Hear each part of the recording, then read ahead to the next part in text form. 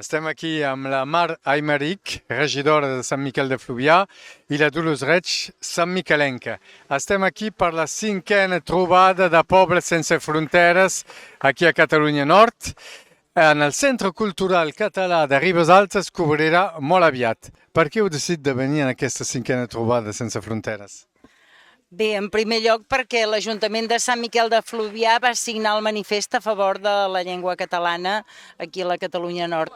I segona, perquè tenim molt d'interès en establir relacions amb la Catalunya Nord, donat que Sant Miquel de Fluvià va ser fundada pels monjos benedictins de Sant Miquel de Cuixà. I tenim les arrels aquí dalt. Heu pogut parlar amb pobles d'aquí i canviar experiències? Sí, hem parlat amb Corbera, Cases de Pena i Toluges. I bueno, teníem molt d'interès, ens ha interessat molt els altres dos, però teníem molt d'interès en Toluges, sobretot, perquè sabem que el 2027 se celebrarà el mil·lenari de les Assemblees de Pau i Treva. I volem veure si des del sud també hi podem col·laborar. Doncs aquestes trobades us permetran d'entrar en aquest projecte amb Toluges. Esperem que sí.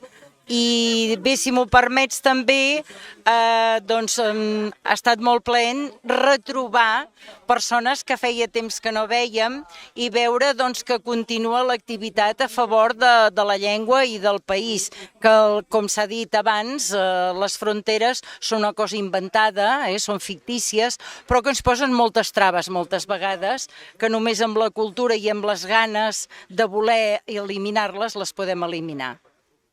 Bueno, em sembla molt bé. Espero ara encara continua, s'està acabant la cosa. Espero que totes aquestes relacions i intercanvis ens permetran tots ens veure més sovint i de treballar encara més pel país català, per Catalunya. Esperem-ho, això és el que volem. Ho desitgem de tot cor. Gràcies. Que vagi bé. A vosaltres.